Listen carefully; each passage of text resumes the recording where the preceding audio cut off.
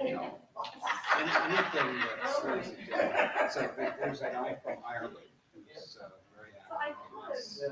Because I'm not paying for damn room, but I could see it from your house.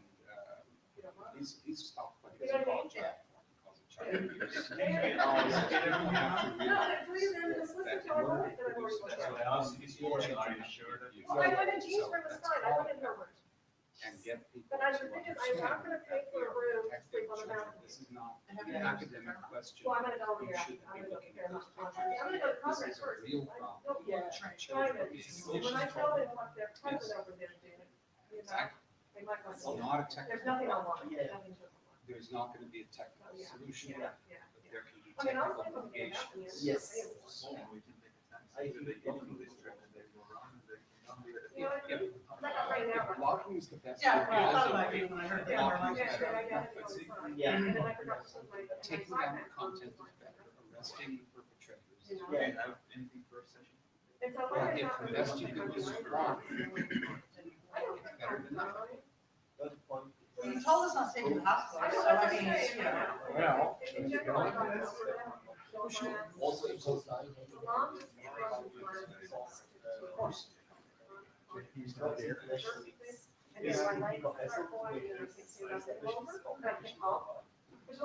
There he is. All right. So that's where we are. Get going, yeah. Probably on. Taking it a little extreme, perhaps. You guys got I doubt there are so many people. Ready to go. Did you see the sign someone put under the bulletin? Hey, this is STIR. And it's the- Hello, this is STIR. First order of business. Sit down. We need a volunteer to take minutes and a volunteer to be Jabber Scribe. We have gifts for those who are willing to do it. Fidget cubes. Last time it was spinners, this time it's fidget cubes. So anyone volunteering to be a Jabber Scribe or take minutes? All right. First one. Excellent. Thank you. Jabber Scribe, easy job. All you do is have to say the name who's speaking to mic. Can't proceed until we have one. Someone please volunteer. Please. Ah, we go. It's a little more. Thank you. than that. Richard. That would be with, Appreciate it. Nice biggest catch. and timing. It was sausage, Sorry, Sean. coffee. Okay. John, you want to bash the agenda, right? Yeah. Hi, John Peterson. So, Chris, we didn't actually do anything on RCD this time, did we? Yeah. So what has been happening, however, is people have been a bit concerned about the situation with STIR, certs, and indeed the entire bundle. So we put together a few slides and talked to you about kind of what's going on with that. And I think so we may take RCD off the agenda and do that instead. Well, let's do that. We'll do that right after the administrivia. Yeah, well, good.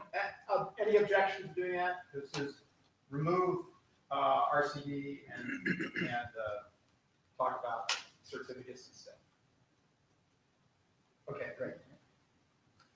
By now, you are probably all already tired of this. You know well, anything you say can and will be used by somebody somewhere. Okay. Martin.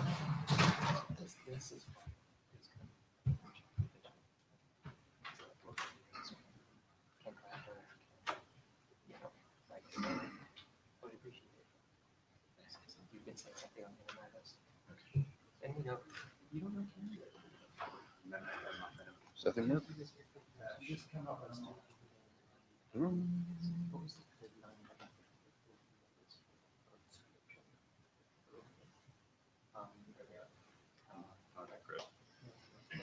Okay, good afternoon, everybody. This is an update on the passport extension for resource priority header. Next slide. Background is, basically we're adding a passport extension in order to sign the resource priority header for various different priority services from mission critical to government priority services. There's also an RPH for civilian 911 and quite a few of them for DISA as well. The idea here is that these calls are given priority routing, priority queuing, priority access for wireless as an example.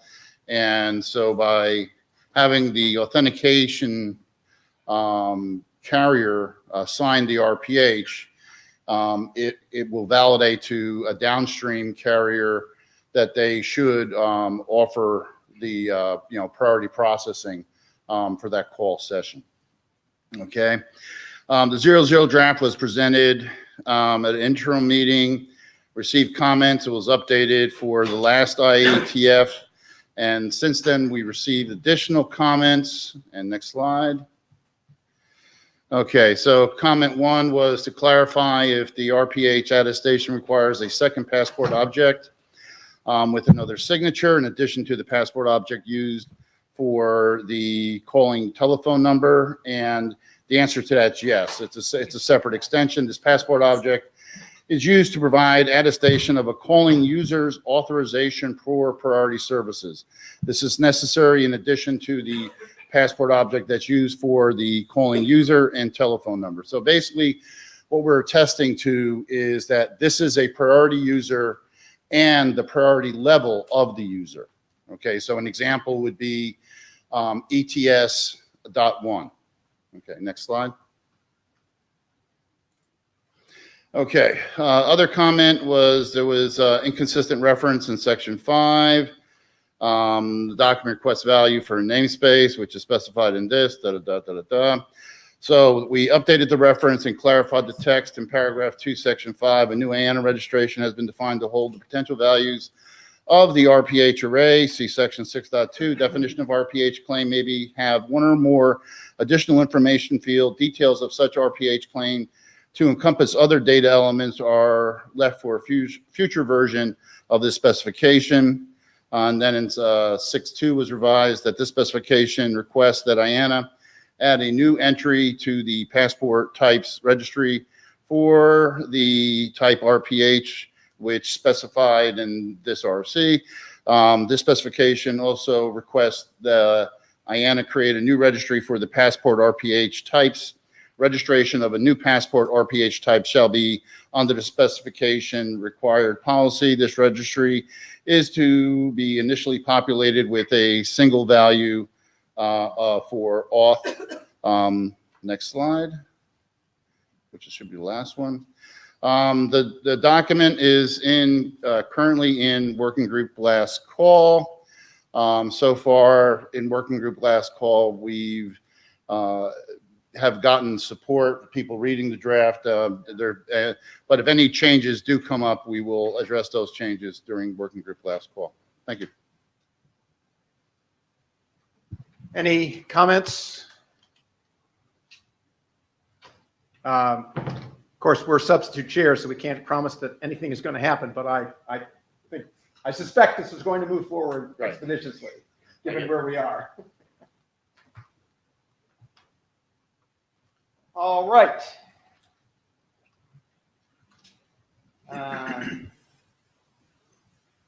What's next on the agenda?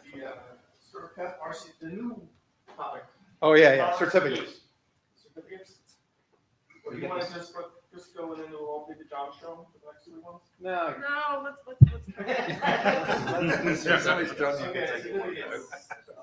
Yeah, I got the slides. So You know, the week is early. If you're tired of looking at my mug already, I've got bad news for you. So,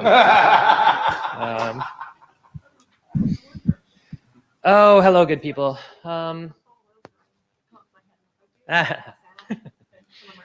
So, a thing can happen in the IETF process, and I've been around here a little while. I've seen this happen from time to time. We have these working group last calls. We have IETF last calls. I think I can get this to actually stick. Maybe not. We have working group last calls, we have IETF last calls, but sometimes enlightened people maybe are too busy to read things during that time. And they get to you afterwards, maybe even after the ISG has actually approved a document. In this case, our good friend Martin Thompson, you'd have a hard time finding someone who understands HTTP better than him. Had some comments that he sent to the list. This was actually around the last IETF meeting. And we've spent a bit of time trying to figure out what we could do to mitigate these concepts, these comments, without having to basically withdraw STIR certs from the RFC editor's queue. I think, unfortunately, we're now persuaded that that is not going to be possible. We are going to have to withdraw STIR certs very briefly. And you'll see, I'm going to go through kind of what I think the surgery is that needs to be done. This is important, though, because the working group needs to buy off on the things we're going to be changing in STIR certs. So please do listen. I'll try to go through and explain what they are. If you see things that sound like showstoppers, let me know. Next, please. Okay, what is AIA? So unfortunately, this discussion has largely been between Martin and Sean Turner. Sean Turner is one of the world's leading experts on X509. I am not. I will do my best. Maybe Rich can pitch in for me if I get in trouble here to explain what the issues are. AIA is something that's a field that's in X509 that actually lets you reference like a web page, like a URL, an external entity through it. We use this in STIR certs for one very interesting property. We have this concept of something called a TN auth list, which is a kind of list of things like OCNs, these service provider codes, or telephone numbers that can appear within a certificate. This kind of gives you a sense of what kind of certificate you need to have, be able to sign for a call to prove that you're actually the authority for the calling party number. The problem is it could get really big, so big that we were concerned there should be a way to do it by reference rather than just by values. You don't have this cert that had for 500,000 numbers right in it. So we said, let's just find a way to get like a web reference for that. So there's a couple of things we did in that weren't really as considered as they should have been. This is the first one of them. We didn't really say that this would be a constraint on any delegated cert. So in other words, imagine you have one cert that's for $500,000. 500,000 numbers. Martin Dolly wants one cert that's for like all the numbers that are at AT&T. So millions and millions of numbers. If he then delegated to a service bureau, to Cineverse to be able to do like the SMS stuff for some of those numbers, are they constrained by the set of numbers that were in the AIA of the original cert or not? We just didn't say. So we need to fix that. That's an easy fix. I think the text we've got there is going to fix that pretty much straight up. Next slide. This is another real kind of technicality of X509 of what it means for these extensions to be on the critical path. The problem is that AIA is a non-critical extension, and that's not something that we're going to change for a variety of reasons. But what we can do instead to kind of mitigate that is to put in a must for behavior for people that are using AIA for a particular context. That's what we're going to do. But that is exactly the kind of thing that gets your document removed from the RFC editor's queue. If you add musts, you got to go home and get it done again. So basically, imagine we're doing a last call on this. It'll be an abbreviated one. We're going to do this as quickly as we can to make sure that people are cool with this language. So if you're reading this language, and I know this is something that, again, probably only Martin Thompson and Sean Turner in this room, other than Mitch, care about. But like getting this language right is important for this. And if anybody's looking at this and thinks we got a problem, Rich, does this basically seem cool to you, what we're doing? Wearing no hats because I have none works for me. Yeah, okay. So next slide. This is where Martin is showing his HTTP literacy. So Martin's like, okay, so you're going to use AIA, and it's going to download this chunk of data that has the TN auth list stuff in it. Problem? Yes. Sorry. Yes, Mary. This is bad here.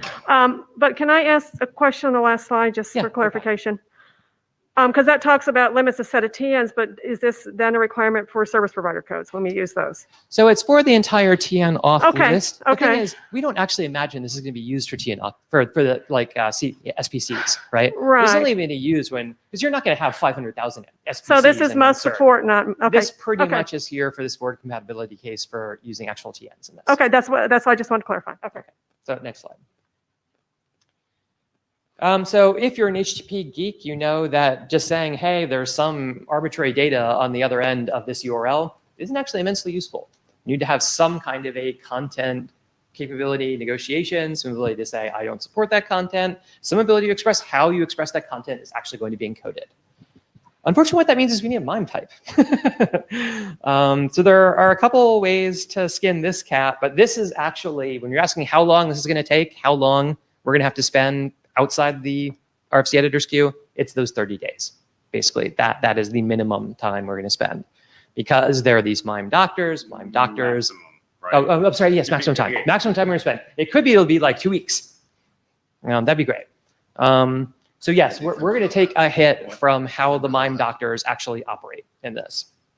But what this will allow you to do is be able to say, okay, there's now a new MIME type. What this MIME type tells you is the kind of data you're going to get when you dereference the URL that's in that AIA is going to be, I think the proposal is application, at the next slide, actually, I think it's in the next slide, to do like application TNAuth list.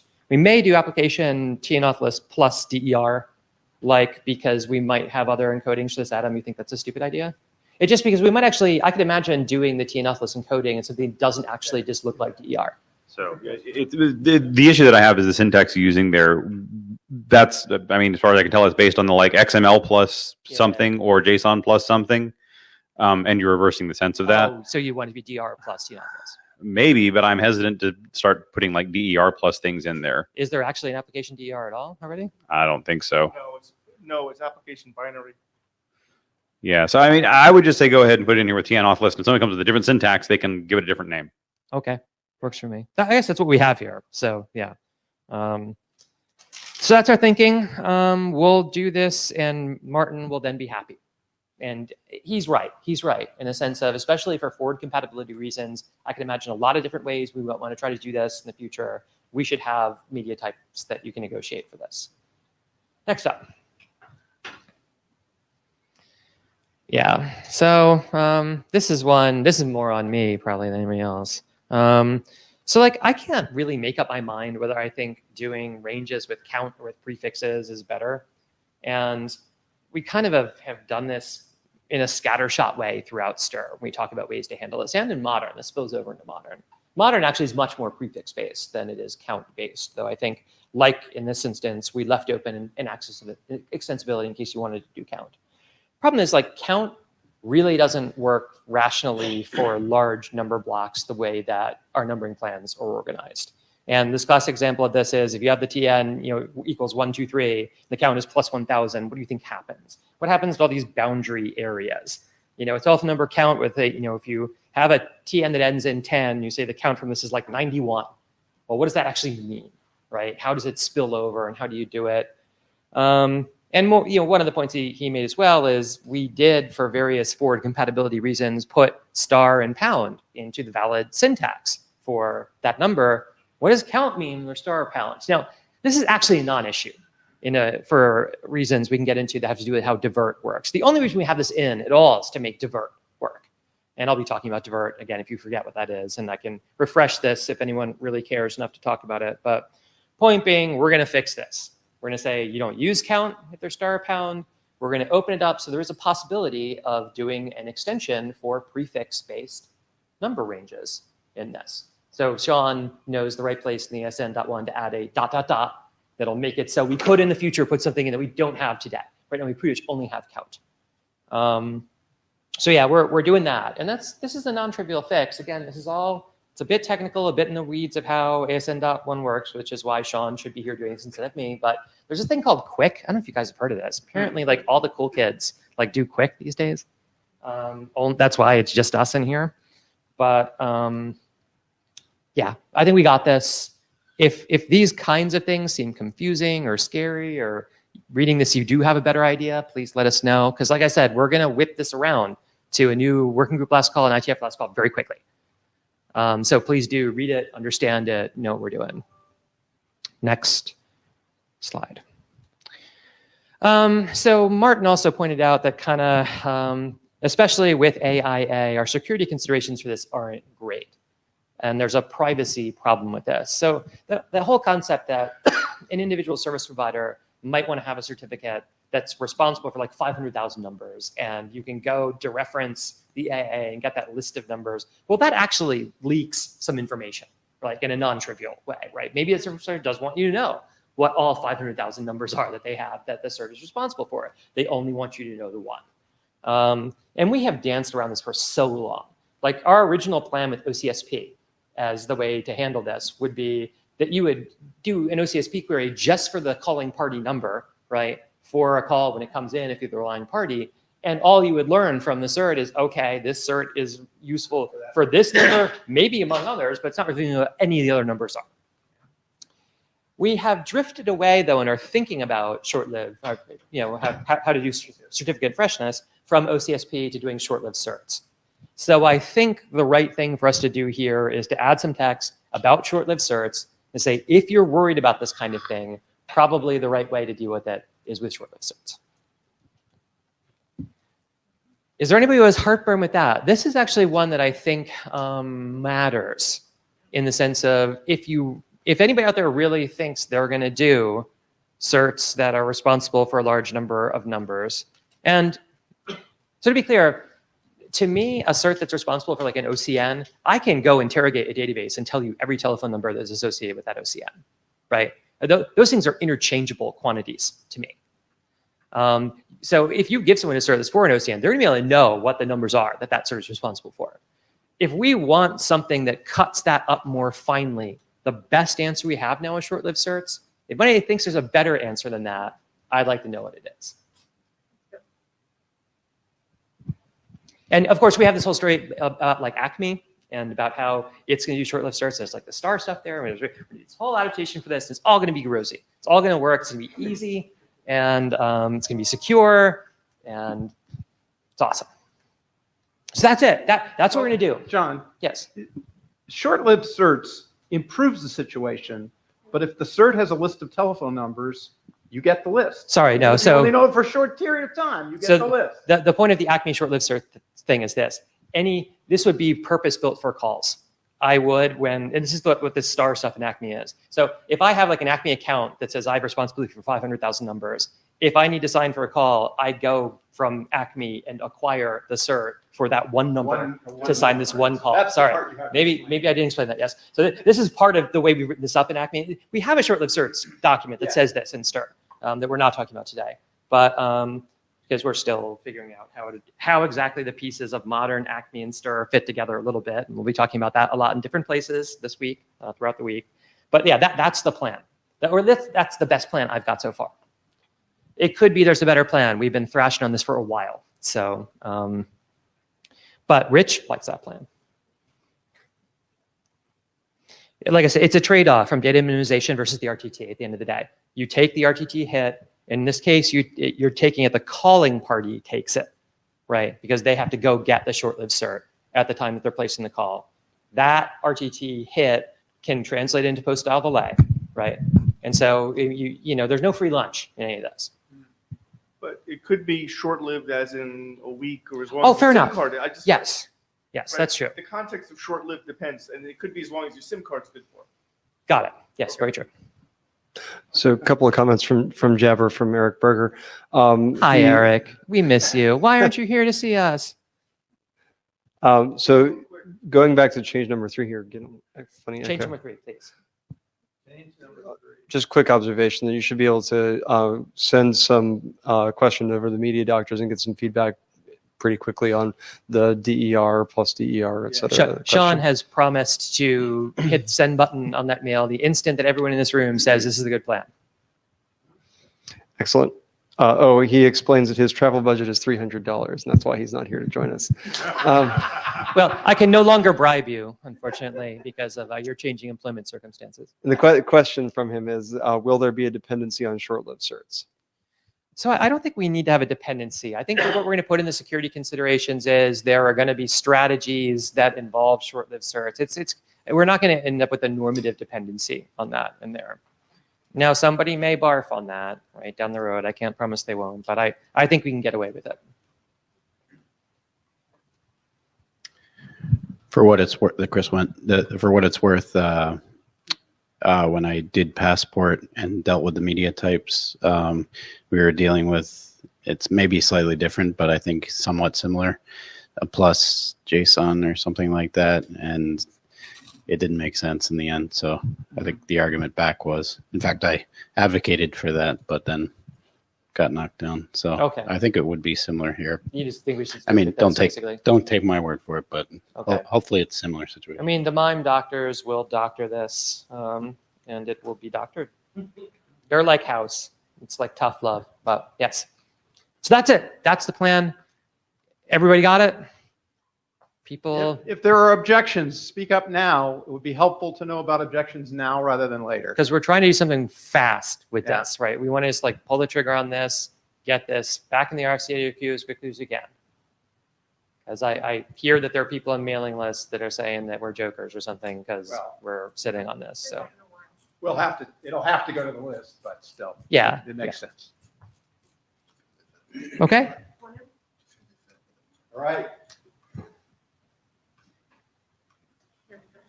Are we doing Chris now? Or- Chris, yes. Okay.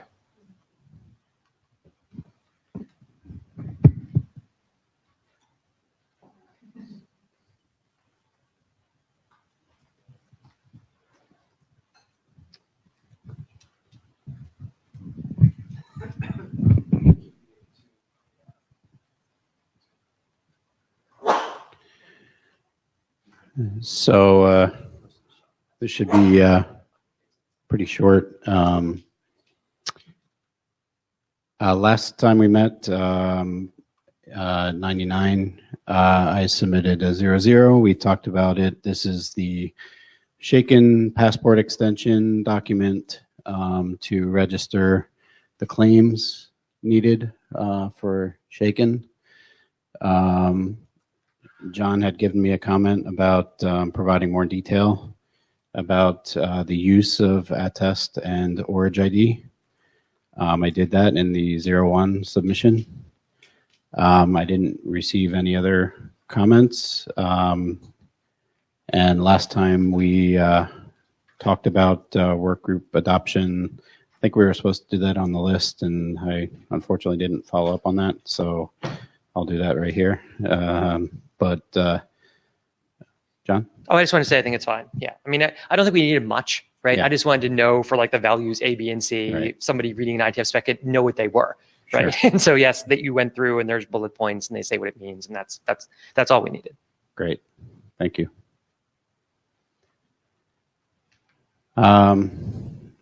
Any other comments? So your intention is to ask for word group last call? That's correct. Okay. I'm assuming we'll take that to the list. Yeah, you have to. Yep. Since we're not the chairs. We haven't done adoption yet, right? We need to adopt. Yeah. This is- oh, it's That- not even a zero. It's not even adopted, it's still individual. Okay. Can we, You can ask the sense of the room. yeah. Sure, And then sure. most We of can the- ask for the sense of the room. Can I have a hum for those who are, who believes that we should adopt this with the intention of pretty much quickly moving to working group last call? If you're in favor of that, both actions, please hum now. And if you think that we're not ready to do that, please hum now. Well, that's pretty clear. Yes, strong consensus there, but it'll have to go to the list. Great. Thank you.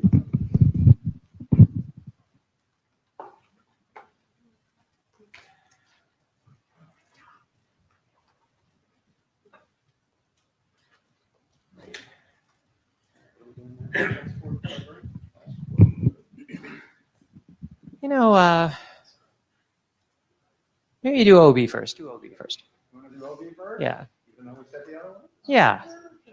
It's agenda bashing. Hang on. Give me a moment to get back. It's okay. Adam, do you have a feel for how long we'll be without chairs? Without saying anything you don't want to say? So in terms of like London, or are you talking about like in the shorter term, getting things pushed forward over the next couple of weeks? I'd have to speak to them. I think that Robert's probably pretty much in commission. He just can't like sit for long periods of time. So flying to Singapore was a no starter, but I think that he can probably go ahead and push things forward administratively.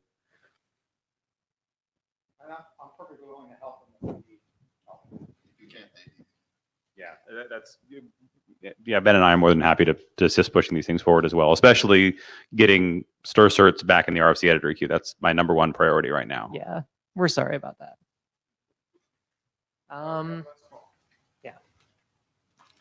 So we're going to talk some more about my favorite topic, STIR out of band. Next slide. This is the general slide. Just I talk about every time we talk about STIR out of band. Why are we doing this? Why does this matter?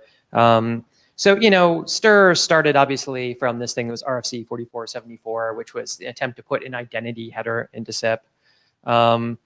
We built basically on the same concept for the way we approach STIR. The problem with that, because it is in band in SIP, it kind of assumes that like end-to-end IP is the use case that it works for.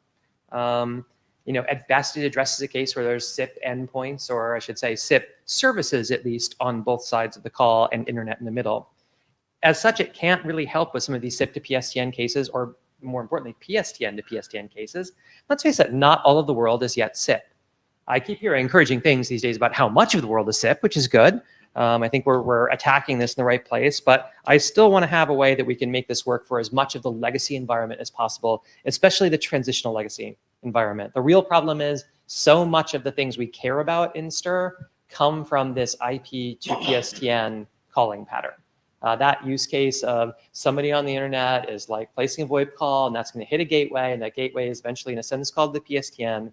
It's going to end up trusting whatever it heard from the internet side to populate the called party number. The next thing you know, you have robocalling that it uses perfect impersonation.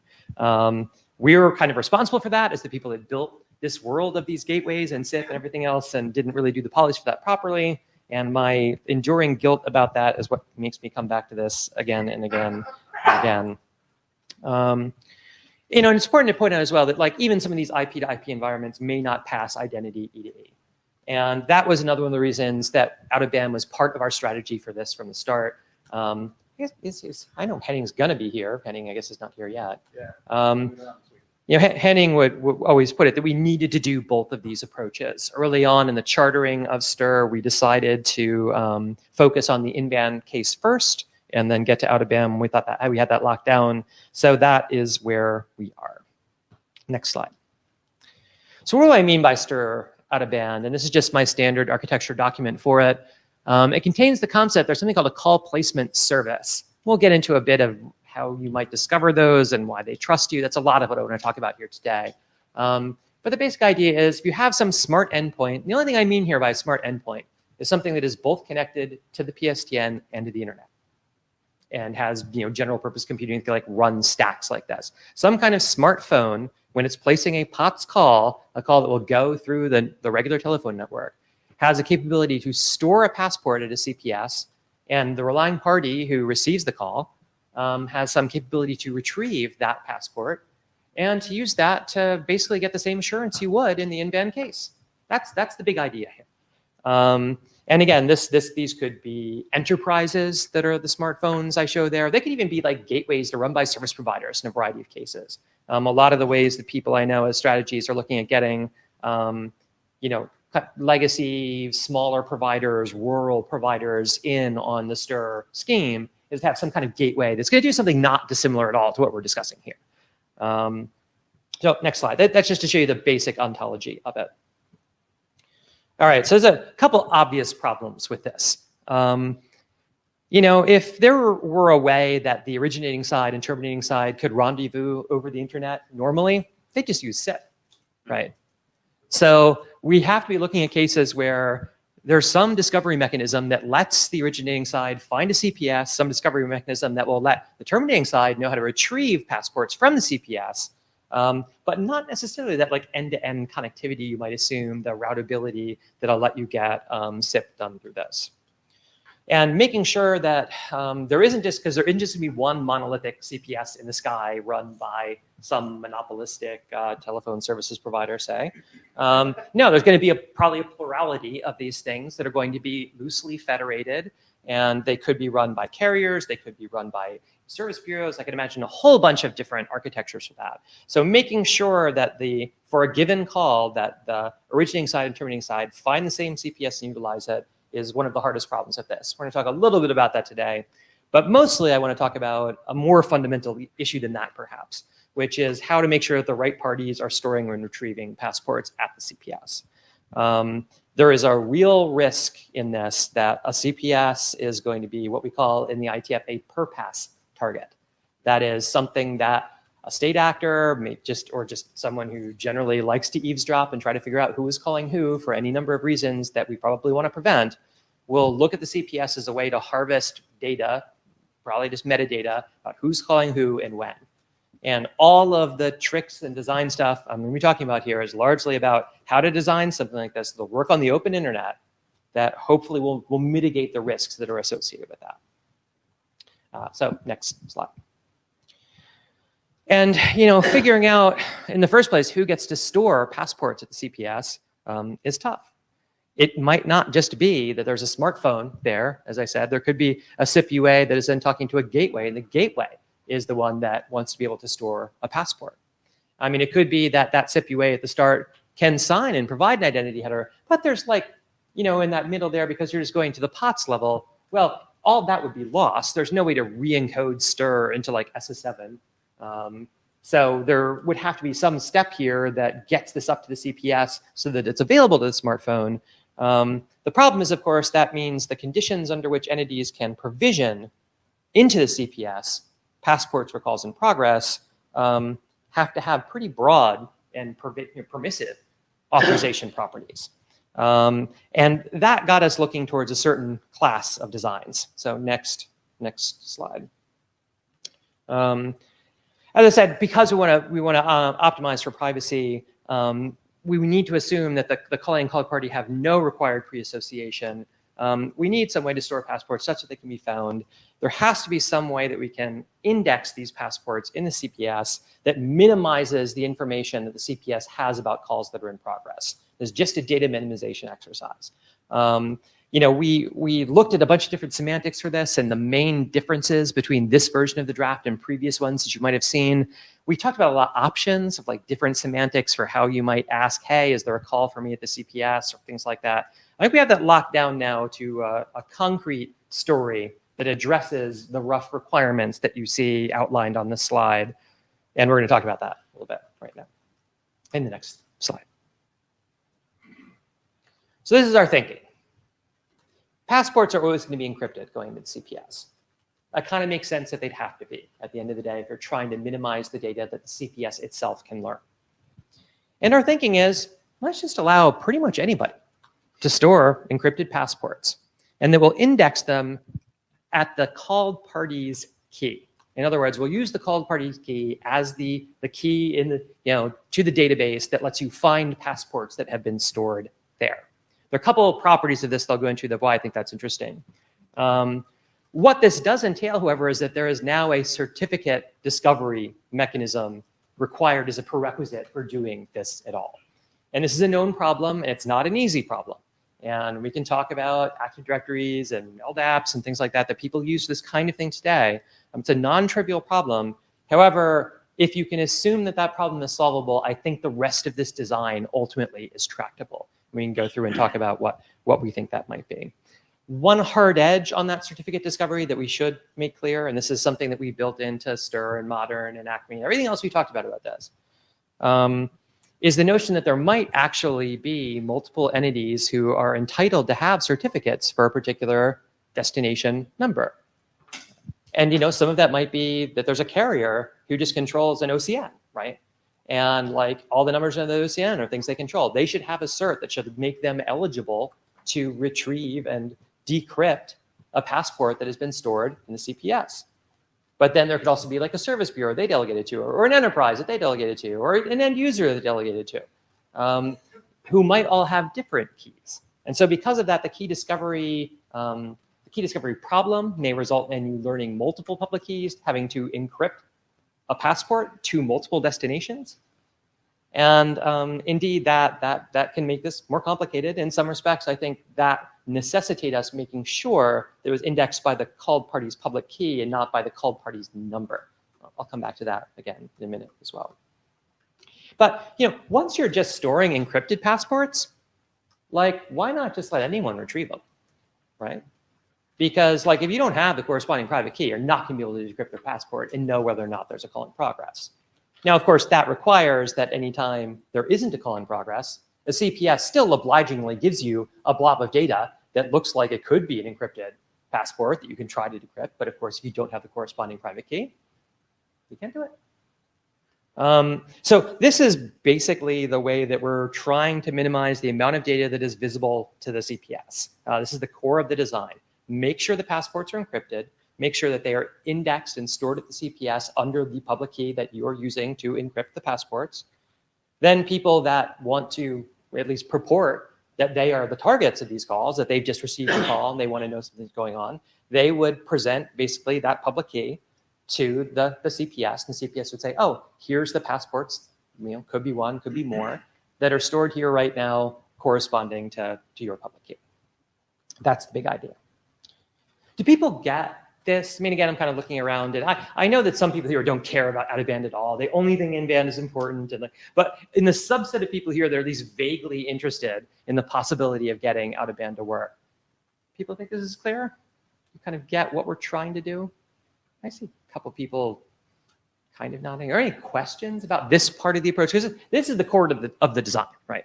This notion that to meet those privacy requirements, you got to encrypt the passports. You got to have a way that their retrieval will not reveal that there are calls in progress unless you can decrypt the passports, unless you possess the private key. I see at least people who are shrugging and are like, yeah, I want a little more than this, guys. Come on, like somebody get up and say something. Chris went one clarifying question. So you're saying that the CPS, when there's not a call going on, it would just generate random data and encrypt it, pretty much? Yeah, I mean, well, yeah, it'll be a blob that will look like it's an encrypted blob. Yeah, okay. So it does. In your architecture, the first Fact, just do an architecture slide. either this one or the smartphone to CPS, that connectivity is an IP connectivity, correct? Yes. This here, the green is the POTS. Right. These here are IP connectivity. So with that assumption, I think that initially you mentioned that there is no way that end-to-end IP is available, right, between these two entities and smartphones, right? I mean, I wouldn't say there's no way, right? It's the internet. If they can discover each other's addresses, obviously they can send arbitrary data between them. The point is, we also are designing the CPS in such a way that it is specifically not a disintermediator. In other words, we could design the CPS in such a way that it is basically just like a SIP service, right? Right. And you go talk to it and it says, oh, the guy you need to talk to is at this IP address on the other side of it. This is intended not to reveal these parties to each other over the internet. Because again, we think that is it's just another perpass vector. It's just another way that people monitoring this are going to be able to collect metadata about calls in progress. Okay, maybe privacy or some other reasons they don't want. Okay, so that's the reason that it's not that always that, IP connection is not possible. It is some other reasons they don't want to reveal their information. It's trying to solve this privacy problem that has a lot of angles on whatever it. may be the reason. So, I got it. Yep. So why don't you flip back? Rich, did that make sense? You have a comment on that? Yeah, so a question. If I get 20 calls a day versus 100 calls a day, I'm going to get more passports that I'll have to leaf through. Now, most of them I can discard because I'll have seen them. But the volume that... So we have some language in there about doing dummy requests for these. So for a while, actually, debate about saying anytime that you either store or retrieve a passport, you should fake doing the other at the same time. Okay. And again, if you're paranoid about this, by all means, I would just randomly provision like fake stuff whenever you want, or randomly ask for fake stuff at some intervals. I'm thinking more about some kind of, Martin will be better at this, but some iterator kind of URL scheme, right? Where you can say, last time I got call number 50, now I want call number 51 and give me only that passport. I just wondered if that's... Yeah, so the real problem is that, again, there's so little entropy in this. All you've got is the calling party number, the called party number, and a rough indication of the time at which the call was launched. And that last thing, it's vague. It's like, it's got a 5-second margin of uncertainty, probably, maybe more. Yes, but 5 seconds would solve most of the problem he's talking about. Well, so that's true. So remember, again, that these things have a short life cycle in CPS. Yeah. Like CPS is going to jettison these things. Okay, that's fine. Just Yeah. It seems reasonable, and given the constraints you're trying to solve, the problems you're trying to solve, yeah, it seems like a reasonable thing. I was just worried about data overload on the pulling down side. Yeah. But if they do actually expire, then it's okay. So they expire, and also we do have a story, and I'll get to this a bit, that Ecker has done. I don't know if you read his mail about this, about trying to do flood control to prevent like arbitrary people from like posting just junk data into the CPS, so that so there's like 50,000 passports when you go ask for your number. So we have a story about that. He basically just wants you to go get a token that is a hash that you're going to unblind later, that'll like actually let you know that yes, this person is authorized to store a passport at the time without revealing who they are to the CPS. That's the interesting part. Yes. Okay. Yes, Chris. So that begs the question, what if you do have two calls going to the same destination party I know. simultaneously? So so remember, so what can happen at any time is that there can be multiple passports. So remember, the calling party may end up provisioning like 10 passports, right? If there are 10 certs it finds in the cert store for this destination, it'll put them all in. And when you go then request, when you do your GET for your public key, you'll get all 10 of those, and you can sift through them. But if let's say that there's an 11th one that's put in there by a bad guy, right?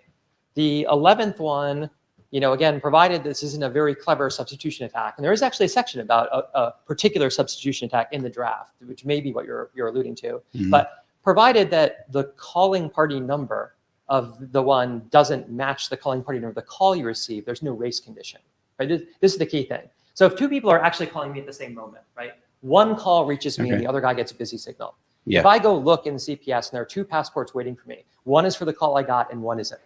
So the one that's for the call I got is all I need to know that the call I got is valid. Okay. So that race condition, there are substitution attacks that are more subtle. Like if there's a callback service I can induce to call me at a particular time, there's things that are trickier to beat.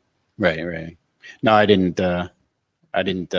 wasn't aware of the possibility of getting an array back of, because you said index on the public key, but if it's an array. Yeah, so you need to get an array back. And we need to talk when we talk about what the actual HTTP binding for this looks like how that is going to work, right? Like, because people are going to be posting, if 10 people are posting different resources for this, I want my GET to make sure that I get all those resources, and we'll make sure we get the RESTful component of that correct. And none of that's been done yet. That's all. I'm just trying to get people to understand the basic architecture and to say, yes, I get it. I think it works. This seems to solve the privacy problem sufficiently that this is worth doing. Then we'll go design the architecture, what you actually upload to the CPS, and get down to the bits and bytes of that. I'm just still trying to get the high level architecture of this to the place where I think it solves the problem well enough to be worth us trying to figure out how to implement it. Next slide. So the benefits of this solution, of the approach we're talking about, the encryption really limits what the CPS sees. Like this actually, you're never going to eliminate it entirely, right? So there's a sense in which, because these things have to be indexed by the public key, and you have to assume the cert store basically lets you turn telephone numbers and public keys and vice versa, you can probably figure out who one of the parties is to a passport that has been provisioned, right? That much said, you'll never know if it's a real call, because it could be like a dummy that is being just stochastically fired off every few hours or whatever. So there's things you can do that will weaken the CPS's assurance of this.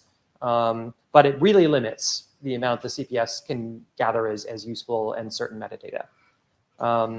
It's very difficult to pull the server to learn about calls in progress in this instance. Like I said, I think it's basically useless if you're always going to provide back an encrypted blob no matter what. I think unless the implementation of that is stupid in some way, that because the length of the blob or whatever reveals things. So we need to make sure that is properly done so that concerns like that don't arise. But that's a solvable problem. Like I'm convinced that we can solve that problem. And again, I like using the index for the public key precisely because it works better than the calling party number if there are multiple certs, right? Because if let's say that the carrier has a cert, the enterprise has a cert, and the end user has a cert. If I go to the CPS and say, hey, give me all the calls for people who have called this number, I'll get back the things for all three of those different certs, and we'll try to decrypt them, and it's annoying. So we just make it my public key is what I ask for. Who's encrypted the things that I know I can decrypt? Then even if there's 50 right, potential entities that you end up putting passports in that are encrypted at different destinations, I only get the ones that I can actually decrypt myself. I think it's a useful property. I think that this is much better than anything else we could come up with for how to address it. And we really racked our brains on this for a while. Next slide. And yeah, so Ecker has some thoughts that he's done. And again, there's no protocol level specification of this quite yet. But basically a way to make sure that you just can't like DDoS the CPS with lots of bogus passports. Because if you can do that, obviously then a relying party in real time who has, just remember, you've just received a phone call. You want to try to figure out whether to render to the user or not, that the number is valid behind it. You do not have time to sift through 40,000 like bogus passports to find the one that's actually valid for this. So, I mean, I won't go into Ecker's solution in a lot of detail, but it basically involves having some pre-association with the CPS where you go to the CPS and you get basically like a pawn ticket from it ahead of time. That's like, hey, with this one ticket, later I can come and like provision, I can go store a passport with you. You won't be able to know who I am. So there's some cryptography that is fancy in that lets the CPS know, yes, this is the right entity I gave it to, but I don't actually know from this what the key was they used to prove to me who they were. This is why we have Ecker. He can solve problems like this for us in ways that I certainly cannot. But with that, this provides a rate limiting function, basically, that makes it pretty obvious when someone is just trying to acquire lots of tickets to like spam the system and things like that. It seems plausible to me that we can get something like that to work. And if we lick that, I think we've licked most of the major ways you could mess with this. Yes, Chris. You'll probably defer to Ecker maybe, but you know, if you have a lot of clients requesting tickets, that looks like a lot like a botnet, you know, doing those types of things. And it would be hard to differentiate between those things, So I suspect. the system that you use to get the tickets in the first place requires you to reveal your STIR certs. So in other words, you basically need to have a STIR cert in order to get the ticket. It's just that at the time you then go to store the passport eventually, you're not revealing your STIR cert to the CPS at the time. So in other words, uncorrelatable? That seems pretty correlatable. so this, again, it's based on, I don't know if you read this, Rich, and you want to do a better job than me of explaining it, but. Yeah, I don't remember any details. You can make a request signed by the STIR cert and then get back an opaque number. I mean, the CPS might be able to correlate, but you should only talk to a CPS you trust. A third party should not be able to correlate. Yeah. Okay. I mean, we don't have to go too in depth, but just bringing it up. I mean, you know, I think again, it's never going to be perfect, right? This is all just about like, you know, to the degree we can mitigating the potential per pass implications of designing a system like this. Because we think it's a useful system. We just want to find a way to do it that is going to be least impactful to end user privacy as we can.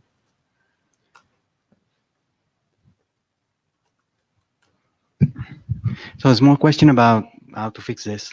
Have you considered, I don't know, the discussion there, to separate two entities, the one that actually gives you the token and where you spend the token? So if they are separated, it makes it more difficult. Probably, yep. And again, if we're assuming that there is already, so, you know, it's also important to remember, we have this assumption that there's a cert store that you're interrogating, and I don't know if that's AD or LDAP or something fancier, right, to get certs associated with the destination, so you actually do the encryption. All the same concerns arise around that, right? So you have at least these two entities. The more decoupled they are, the better this works. And if there's maybe there's some trickiness we can do between those two, provided we can ensure they're not cooperating, that makes this easier. I mean, I think we've got it. We've got some moving parts here, right, that look promising to me, that we can get something that doesn't totally suck out of this. Anyway, next slide. Yeah, so service discovery is the other really hard part of this.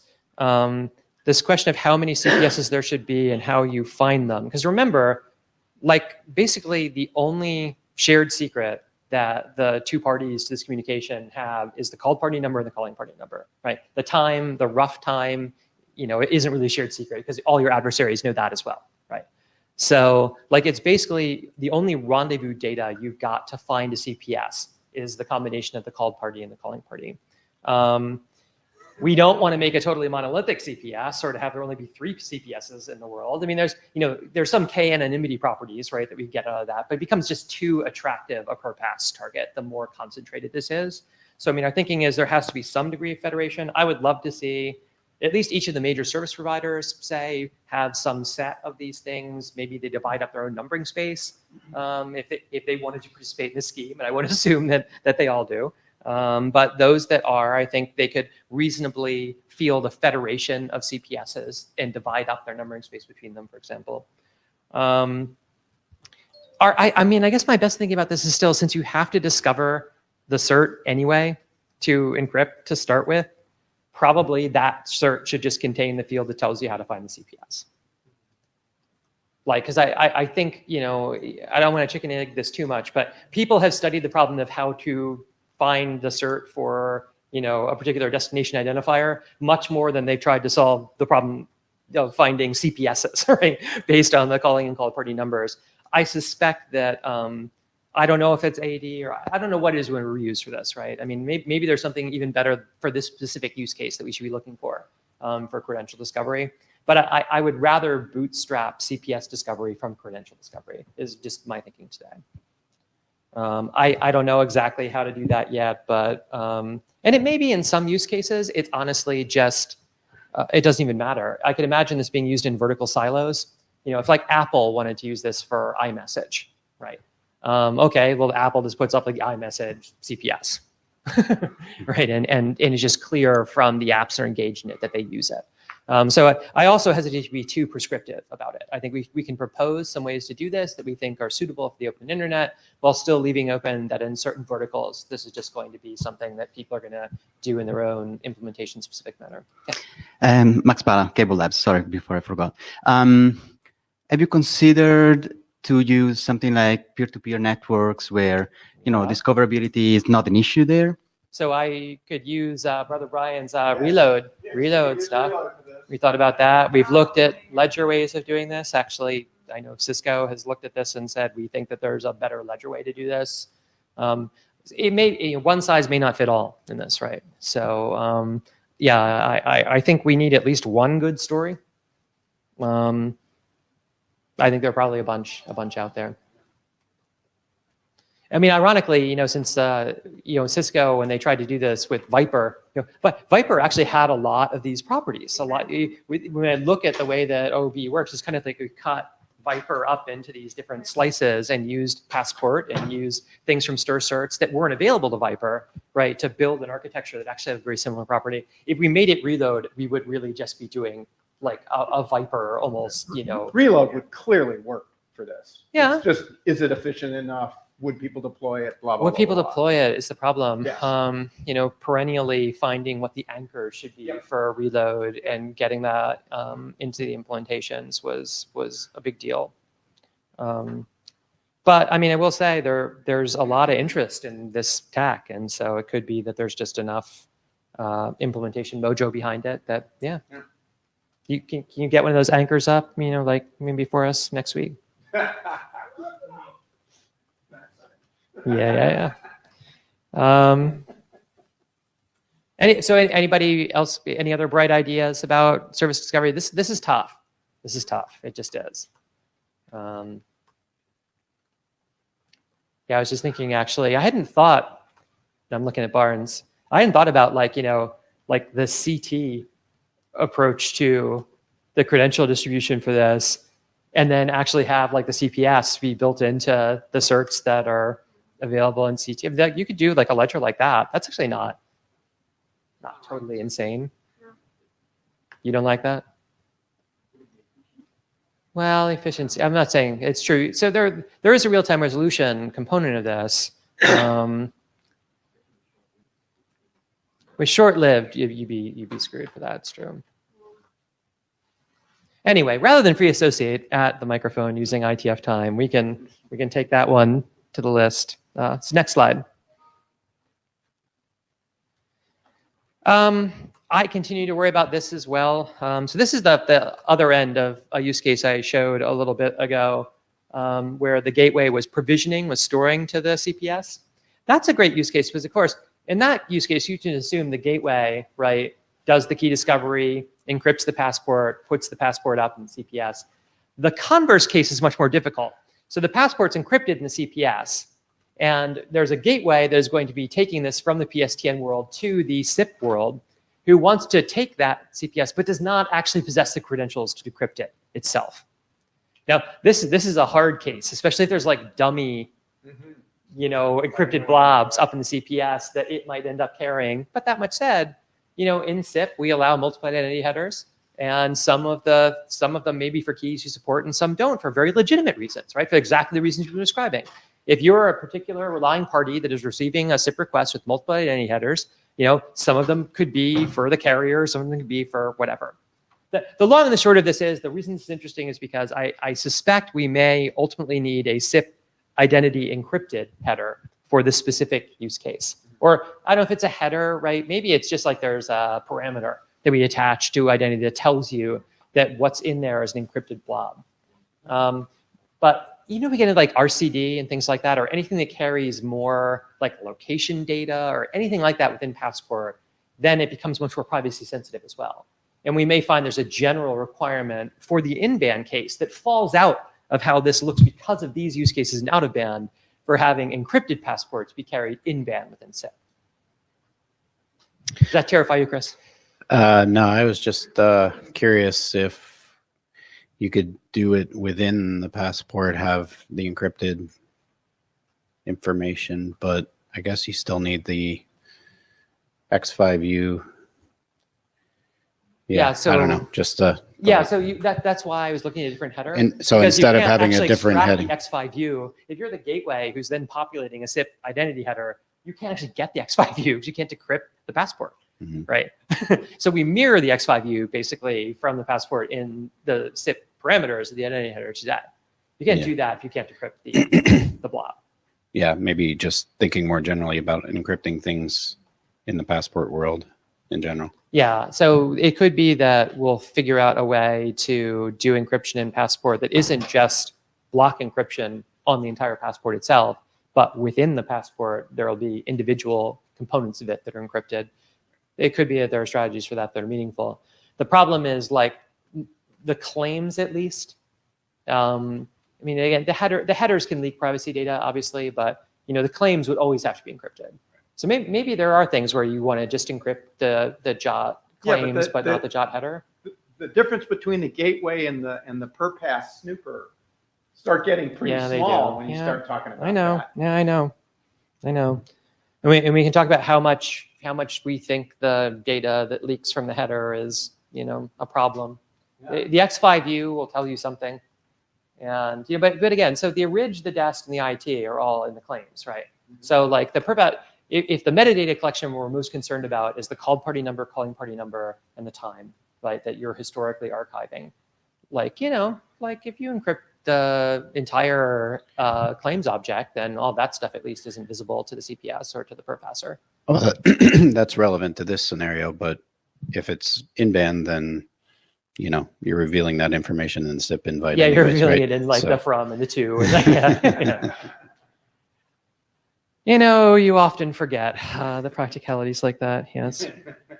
But anyway, so this use case is what I'm still thinking about, and what the motivations then might be to try to figure out ways to do encrypted passports actually for in-band for at least some limited cases.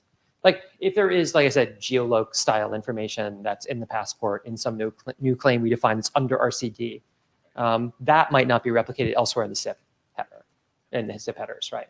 And so, so next slide. All right, this is where I really need to get. So look, we've been trying to figure this out for a long time, and our initial ways of thinking about this weren't that great.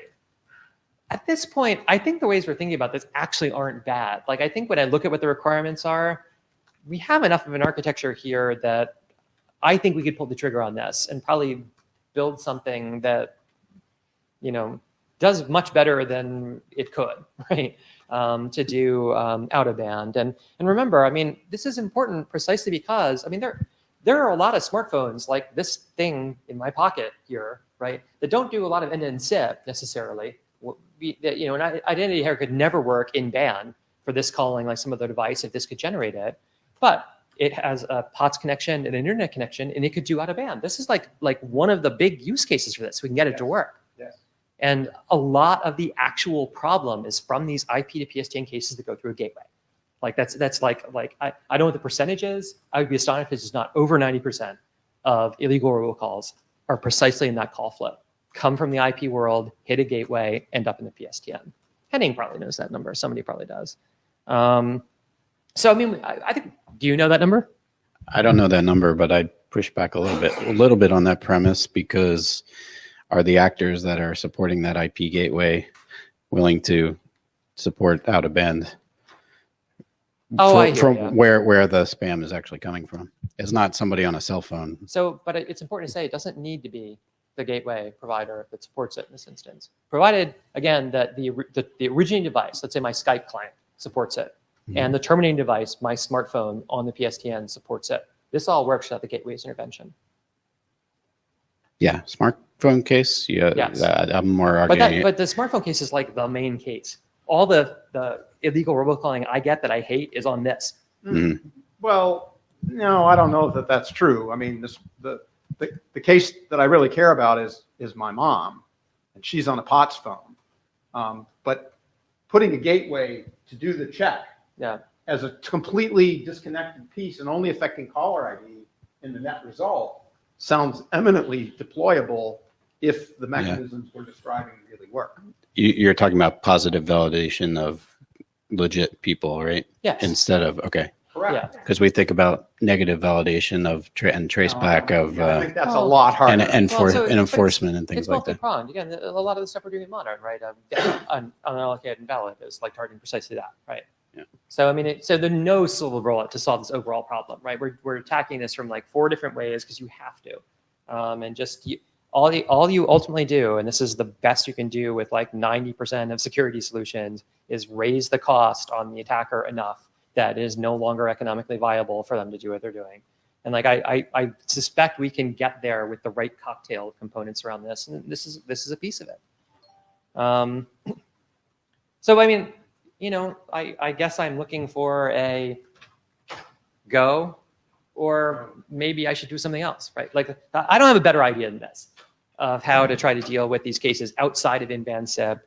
I think, as far as I can tell, it works, or it probably should work. There's, you know, all the stuff we need to do, but the stuff we actually need to do is like the protocol design now. We've got the architecture, we've got the use cases. I think we understand what the properties are, the trade-offs are. We can execute this if the working group wants to see it executed. Well, provided that you get a satisfactory discovery mechanism for CTS. Yes. I mean, I think we can define at least one satisfactory. Well, again, I think the credential itself, having the cert itself be the CPS discovery mechanism, is satisfactory. Provided, again, you think that the cert discovery problem is itself tractable. And there are reasons to be skeptical about that, but it's been much more widely studied than CPS discovery, right? And I think that alone is a sufficient proof that there is a non-insane way to do that. I mean, I don't know how you guys are chairs. I might put this as anybody who thinks they have a better idea. We have a charter item for this, right? And like this is a working group item document. The architecture is here. Is there anybody here who thinks that I should not proceed with Ecker and the Coalition of the Willing to try to make this into a real protocol?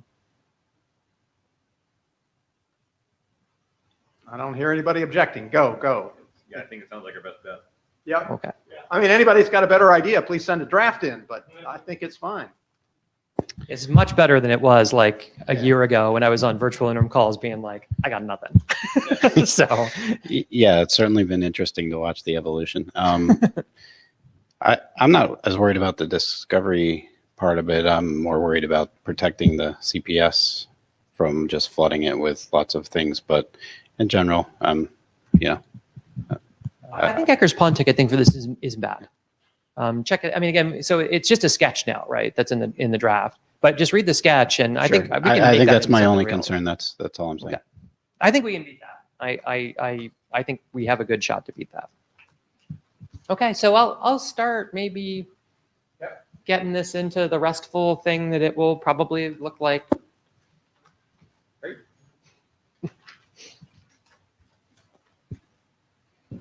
We have another one of these, right? Divert. Yes, we do.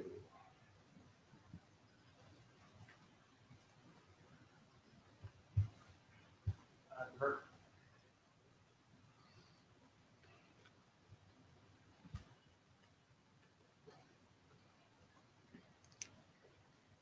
Climb every mountain. Okay, yes. Divert. Some people say, out of band, that's like down the pike. We don't really read NAD for a while. I mean, and it's not going to be important for these carrier cases. Everybody wants this. Everybody I talk to is like, this is the thing that is going to prevent STIR from actually working, which is divert. There's this problem in SIP that when you send out a SIP request, you kind of throw it over the wall at a SIP network of intermediaries who make arbitrary retargeting decisions. You may have initially thought your call was supposed to go to this place, but due to call forwarding or all these other conditions, it in fact goes to a completely different place than you anticipated. The problem is, in order to prevent a certain class of replay attacks, baseline Passport has you sign over the original two-header field, the original destination of the call. And the reason why you do that is because if you don't do that, I can take a call from me to Brian, right? And, eavesdropper can capture that and in fact send it to Rich, right? And if, Rich can look at the request and see, oh, this is really signed to be for Brian Rosen, then he knows that there's a problem, right? And that something unusual may have happened and he should treat this call with more suspicion than you did ordinarily. The problem with that is it's not always easy to know whether or not a call should have been retargeted, what a legitimate retargeting for a call is. Sometimes it may be very obvious if you know what the original called party number was because it's your office, right? And this then ends up at your home as a second op. You would say, okay, I can understand that this call was originally targeted for my office, but I know I have a call forwarding thing that sends to my house, so it's fine. Those are the sunny day cases. This is designed for all the rainy day cases where things get retargeted multiple times. And we have studied this in SIP forever and done a bunch of different things to try to activate the service data, service logic, to make it clear to entities what service logic had been executed during the processing of a call.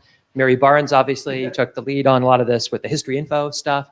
This diversion header that Fleming do that originally? I forget who did that. It's like, back in the day, this ended up being, this is still widely used, right? It's one of these headers that the IETF effectively refused to standardize, that is still everywhere. So what we're doing here that's actually different is interesting. It's based on how the canonicalization stuff that surrounds Passport and STIR works. There's a lot of text in Passport and STIR that describe what kind of important semantic changes are to the destination of a call versus merely syntactical changes. Like if you're just eliminating, the dashes that somebody put into a dial string, or if, the call was originally carried by Skype to a target telephone number, but it ends up then going to Global Crossings network. So originally the URI, the SIP URI says this number at Skype, and then later it's this number at Global Crossing. These are merely syntactical modifications, is our current thinking anyway, to the destination. And STIR just ignores those. STIR has a canonicalization procedure that lets the signature over the original call still work if you're merely making those kinds of tiny modifications. We did a lot of work on this to try to make that work well. So that's what's most different about this from previous approaches. Also, history info and diversion were never signed. You had no assurance from the retargeting entities that they were actually the right people to retarget things. This is just it's like the via headers, right, that you get, or the received headers in email. Next slide. Step up to the plate, Mary. Mary Barnes. I just want to make one comment on that. Your point that you didn't always know whether or not you could trust them or whatever, right? The thing is, there's service providers that are using that information for service logic in end applications, right? So I Yeah, mean, but they're assuming that they know what's going on. they are assuming, I know, but this is why, and we'll talk about a little bit why I think you could make that situation better for them with some of this stuff, right? Yeah, well, that Yeah. is part of the idea. Right, but so anyways, we'll talk about it. I think we need more linkage between that and history info, some way of, yeah. Because I don't want us to end up redoing history info stuff in this, right? And, I think there's a number of sentences which we're not. And part of that is, again, STIR was designed with this really strict charter. We're trying to beat these class of impersonation attacks and not to do this like kind of service logic preservation thing. There's a specific class of illegal robocalls, swatting, voicemail hacking, and we jettisoned a lot of things from the scope of this that we used to have in 4474 and so on, in order to narrow it down to just that. So I think there's kind of a charter-ish argument we might need to have depending on exactly what you want about that. I don't think if it's like just slightly adjacent, I don't have any problem pulling it in. Okay, yeah, But it depends on. Well, and I'm still trying to work through the use cases, right? The ones that we have for history info, and I'll talk to Marianne as well, right? She spent a lot of time dealing with all this stuff, and okay. Andrew Allen, are you with us, sir? It's good. I know these things are fascinating. I know that SIP and security of SIP is so fascinating. So what does this actually do? What do we actually do in Divert? The basic idea is that we take a passport that already has been put into a SIP call in band, and we create a new one. When you're the retargeting entity, it's your job to look at that passport, say, okay, I received this, I validated it, looks good, I know who the original caller was. I'm now going to make a new passport referring to that original passport, and I'm going to sign it with the key that shows that I was the original destination, right? And that I am diverting it to this new entity. And that provides this chain of security that can let you tell that this retargeting actually happened because it went to the right person, the original correct destination for the call. That's the basic idea. Next slide. So if you have an original passport that looks like what you see above, it's going originally to first target at example.com there. What you have then is down here a div that says, oh yeah, in this new passport, the original destination was first target. Your new destination is second target. And you sign this thing with the key that lets you know that you were the first target.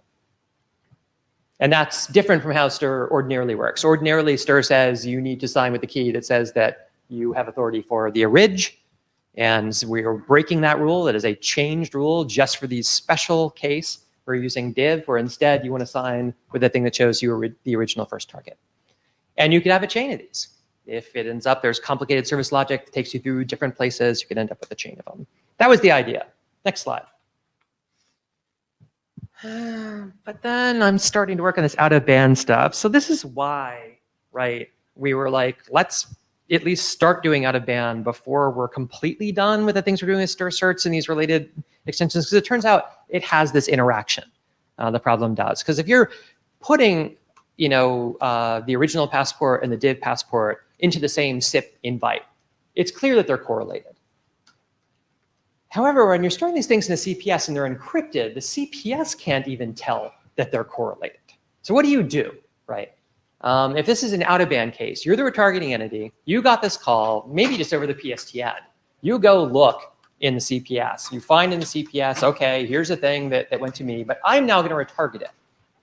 Well, you could make a new passport that looks just like the div one I showed on the previous slide. You can encrypt that. You can put it up there.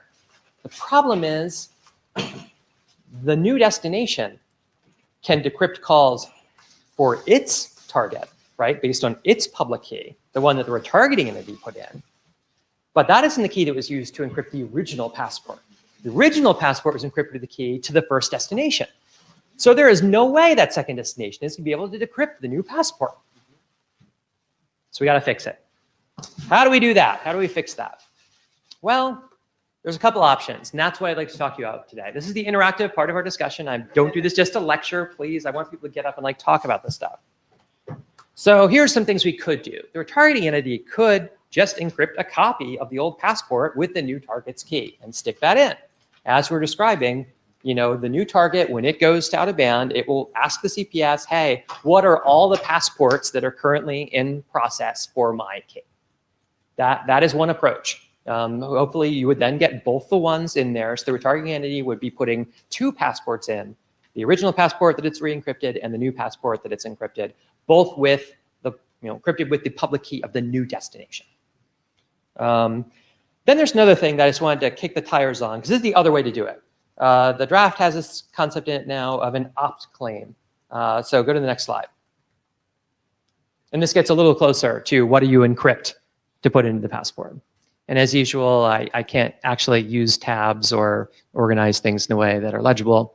But the idea here in a nested divert is, in fact, there's this new field that's called opt. And what opt is it's the entire full form job, the entire passport of the original passport. So you could, there are 2 choices here. Either the retargeting entity copies and encrypts the original passport, puts it in there along with the div passport, or alternatively, it creates this one super passport, right? That just encapsulates the original passport within it and signs and encrypts the whole thing itself. So 2 possibilities. Next slide. So which is better? You could do the re-encryption, the original passport. Maybe that's simplest, right? I mean, maybe that's better. I guess, looking at some of these cases that may go beyond out of band, where you might want to have like an identity encrypted header, having a stronger correlation for that might make more sense for me. The problem is, this is one of these cases where the choices are close enough that there isn't a lot to lead me to do one or the other. These are the things I hate most, by the way, in all engineering design, is when the 2 things have very similar properties. And, I'm afraid of people. I've heard, actually, by the way, this shocked me. There are implementations in the field of SIP that actually know 4474 BIS or 4474 well enough that they barf on multiple identity headers. Because original 4474 stipulated there will only be one identity header. There are actually people, because we always said nobody implemented 4474. No. I've heard of at least 2 different implementations that barf if you do multiple identity headers in them. This is why we should have renamed the identity header. I haven't seen that from SIP though. So I'm dead serious. I can give you 2. Actually, we have actually seen this in the field as people are starting to deploy this. By the way, people are deploying this STIR stuff. It's pretty cool. No, that actually happened. So the nesting would get around that, for example. But I don't know. Give me some thoughts, right? I mean, right now, I guess my philosophy is maybe we should create opt as an option. Have that be something you could do. Not necessarily require it for any of these cases, but make it just a possibility that you could nest a previous passport for diversion purposes within one of these. Now, of course, multiple nestings is going to start getting ugly. That's what I was going to ask about. Can you go back to the last example? Yeah. So yeah, just imagine if you then were retargeted again. Is that supposed to be there? The second, the div and the option? The div and opt? Yes. Or was it either or? That's sort of how I took it, but maybe I took it wrong. Div in. I mean, you might not necessarily want to leave div in, because the information that's in div is is in here. Okay. Right? You could extract it out. Got it. I liked it being human readable in this thing to show you what it was. I could see an argument if you're going to do opt to not do div. Mm-hmm. Sorry, I'm missing a first principle thing. How does the ultimate destination decode this? I'm sorry. So yes, you decrypted it. The retargeted entity can decrypt it and decrypted it. So the retargeted entity does not put the encrypted version in. But how does the ultimate target decrypt something it was not encrypted for in the first place? No. Right? It's been diverted. No. The original guy. You're not coming in there. So in this model, in the nesting model, the retargeting entity, when it generates the second passport, it's going to sign and encrypt the whole thing. I got that. So this blob here, though, is unencrypted because the retargeting entity necessarily can decrypt it. So he just decrypts it and then puts the full form passport in after he's decrypted it. So this part is not encrypted anymore. That's the JOT. That's the Yeah, pa- that's just a normal password. JOT. Just the JOT. Yeah, it's just a normal password. It's Yes. encrypted, but it's the JOT. No, it's not encrypted. Not encrypted. This is just a base 64 encode. Base 64 I, encode. I got, it's not encrypted. Yes. That's the part I missed. That's the part of it. Remember, the retargeting entity can always. It's encrypted, but it's not. Yes, it is. It's base 64 encoded, but the retargeting entity can always decrypt the JOT itself to put it in. Yeah. So do you, for the multiple diversions, you probably want an array there, right? No, it wouldn't be an array, unfortunately. What you would do is you would base 64 encode all this, and then that's Oh, what yeah, you yeah, copy yeah. the Okay, next good. Got one. it. Got And then for the next diversion, Yes, you would yes. base 64 encrypt all of that, and then put that in the op for the next one. Yeah. So look, this is why we're having this discussion, right? Ada Roach, individual participant, and you put a bike shed up here. I just want to ask, did you consider just doing like escaping of this instead of base 64ing of it? It keeps it kind of readable. It keeps it kind of smaller. I mean, we were just following JOT, right? So I mean, Sorry? we were just following JOT, right? Okay. I mean, again, JOT. So this is the way JOT does JOT. So I mean, it's All right. It might be worth raising on the list, see if people have opinions on it. I mean, I'm particularly sensitive to the, we have div here and div inside, and then you have to address like what happens if they're So- different. Yeah. And for this case, it might actually make sense to you because I saw what you just described. I mean, we had that discussion with the original passport discussions, Yeah. whether or not we should base 64 encode. I think we decided just to stay there because it's We did that. easy enough to decode it and not a very I mean, the point is, expensive- this is actually what appears like in the identity header, right? Right. Is like this chunk, and we wanted that to be base 64 encoded, not to be JSON in an identity header. sure, this was prompted exclusively by your comment of I want div here so I can read it. Yeah. Okay. Got it. Yep. Yep. Yeah, that I do agree. Just put the JOT there. So, but I mean, in general, so again, go forward one slide. So the main thing I want to understand is from a design perspective, we want to allow both the nested and unnested as options. Like I think they're similar in how they behave, and there may be corner cases though where like only one will work for this, and another corner case where only one will work for that. And I'm not sure I can foresee all ends in this. Okay, Mary Barnes. So maybe I missed this somewhere in the discussion. But are you doing the nesting to maintain a semblance of order so you can kind of unpack it a certain way? So we're doing the nesting as an alternative to having the retargeting entity re-encrypt this with the key of the target, even though it isn't in fact the original generator of the passport. Right. So there is a logical order within your nesting effectively then. Is that correct? Or There is always a logical order within. Now, right. now this is one of the ways, if it were circular or spiraled. Right. So Well, this that's is where what. we get into. Right. Well, that's what. Well, so if there's a spiral, so here's the problem with the spiral. Yeah. You don't have data. Go back to the 2 slides. Go back to the original one of unnested good. So like, if you imagine that you have divs and multiple divs because there was a spiral. Imagine that you're receiving like 6 identity headers in a SIP request because a spiral happened and it went through some of these things 3 times. This does not give you enough data to correlate that to vias, to anything Well, that and this is right. and this. Now, Yeah. the nesting, however, preserves the order. Right. And this. Whereas Right. this doesn't. Right. And Yeah, that these was. These are exactly the kinds of interactions that are like in this one corner Well, case. and this was crossing my mind because this is where History Info has the index so that you can Yes, keep it track has of the these index. guys, right? Yes. So, Yep. yeah. Okay. Yeah, and you do. So nesting does not require that though, right? Well, So- sorry, but then you get a good property with it, and then, right? Yeah, Well, I'm saying- you wonder should you if you would say use history, you should use History Info, and then we could put the index in there. That's what I think. Exactly. That's what I've been thinking. That allows you to unravel this a little bit more carefully, right? Or it gives you. Well, it correlates the nesting with Right. the History Info that tells you not only what happened but why. Well, exactly. Yeah. So, I mean, Mary, if broadly the solution to getting you happy with this is to have the index from history info be an optional thing you add within div as a Yes, parameter, yes, I'm yes, sold. I'll do yes, that tomorrow. yes. Okay, excellent. Okay. That's a great. I'll be happy for a little while, yeah. Be happy for a long time, Mary. Why only a little while?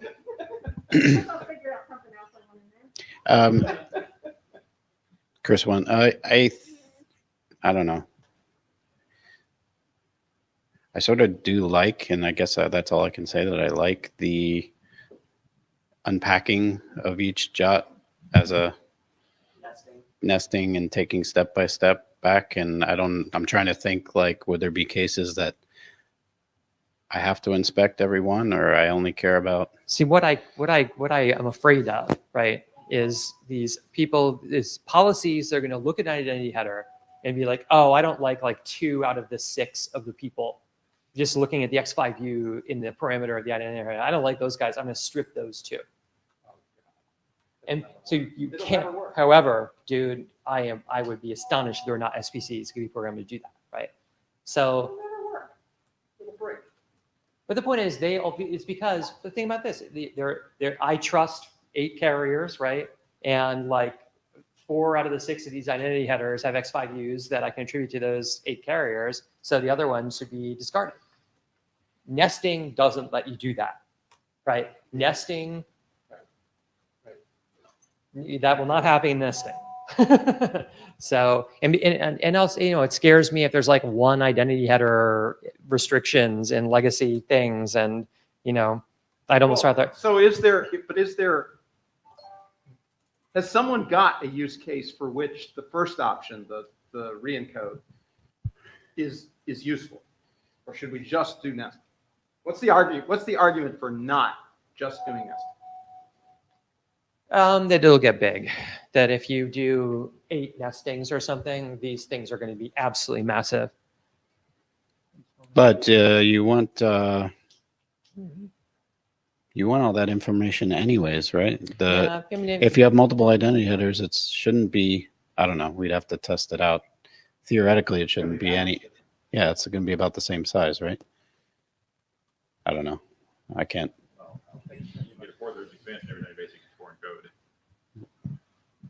Yeah.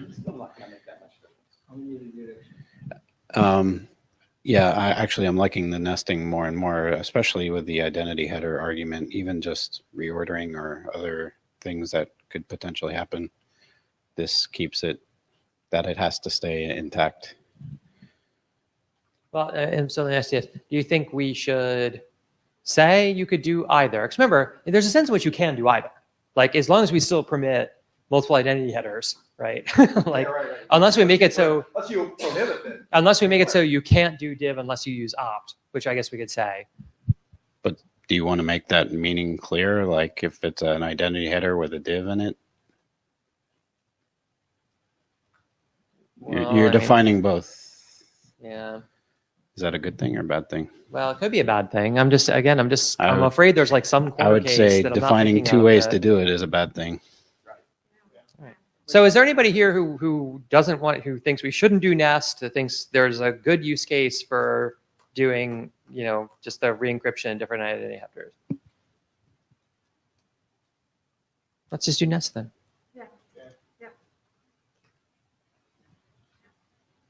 Yeah, so with this again, I was trying to understand if there is no out of band, right? Is there any problem? So this all started from out of band again. So if you the go, problem, your next slide. nesting goes away. Yes, Okay. nesting solves the out of band problem. That's what Okay. That's why I designed nesting for, is precisely Correct. because I thought it solved that problem. So the problem. Yeah. Yeah. Okay. I just wanted to verify. Okay, let's just do nesting. I think that's all I got. Next slide. Next slide. Next slide. Next slide. So, there isn't a lot else to do in this. If we're resolved on let's just do nesting, then let's just do nesting. And I think we do one more cycle of this and let's be done, because people seem to want it. I keep hearing people want this, so let's just be done. I would like to see some text that maybe Mary can help with, that of the interaction between this history Yeah. info. Yeah, So if all you I want can do that. Well, optional I- parameter within yeah. div for index. Yeah. I'm Yeah. sorry. But you, Well- I would like to see more text than just that. And that's fine. And also what I was doing is I had a draft, I just hadn't had time to go back to it, where I was taking the history info use cases and showing how it worked when you had this. And we can kind of see, we can help develop the semantics there. Yeah. I can't claim to be a history info expert, but is there always a one-to-one relationship between the identities used? Almost certainly diverts will be a subset of the, again, precisely because, but it'll be, history info will always be a superset in the sense of there will be no things where there's ever a divert and not a history info for it. There'll be things where there's history info reflection, but not diverts for it. Right. Because history info is purely mechanical. You retarget, it captures the information. And the canonical thing will cause history info, but won't cause divert. Exactly. Won't cause that. That sounds copacetic to me. Yeah. We got anything else? No, I think that's it. I would like to thank Brian and Rich for coming and helping out with this. Thanks, Nothing to guys. it. Happy to help. Oh, okay. Yes, thank you very much. Happy to help. We have a jabber. We are jabbed. I believe this is still Mr. Berger. Point for channeling. It was almost 4 months between Martin's identification of the CERT problem and the first discussion of it on the list, and another month before solutions were floated. Now we're talking about divert, which is in the critical path for STIR acceptance. During this time, we saw 2 out-of-band drafts. I'm hoping we'll see work finished on certs and divert before we see lots of work on out-of-band. I.e., can we finish the charter work of the working group that the entire world has said is important before we put much working group energy into out-of-band? Question mark. It is in the charter now. We did get this chartered the right way. No, but point taken. I mean, this thing with certs was unusual. And again, I think it was largely, I think we disagreed initially about how significant some of these concerns were, and that and definitely how much work would be needed to fix it. And so that kind of led to some delays as we hashed through that. But as you can see now, I think we're on the right path. I think we've got answers to the problems. So yeah, but point taken, Mr. Berger. I know we need this. I know it's a big deal. So thanks, folks. Anything else? All right. Thank you all for showing up. Appreciate it. Go heck over quick, guys. Anyone wants to sign the blue sheet? Yeah, you haven't signed the blue sheets. I did one. He's happy to pull Matt's the come XML up to the desk to be done. stuff in the RC editor and update everything, but he thinks he needs assistance from you to craft the security language. So he wants that Thank you for done, helping. like before he goes to bed tonight. Like I said, Yeah, I know. Tell people you're going to fix robocall and say, really? I know. Wow. Yeah.